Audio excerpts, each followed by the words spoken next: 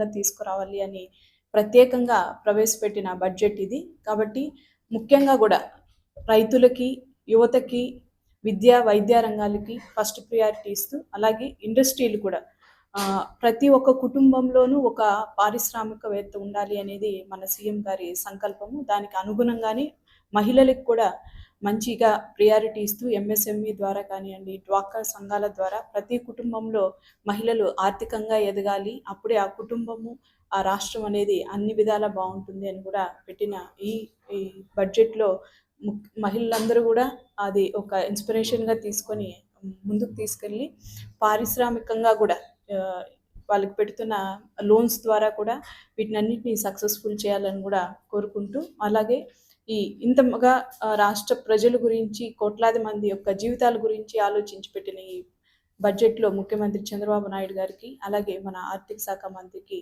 పయ్యావుల కేశవ్ గారికి కూడా ధన్యవాదాలు. Thank you.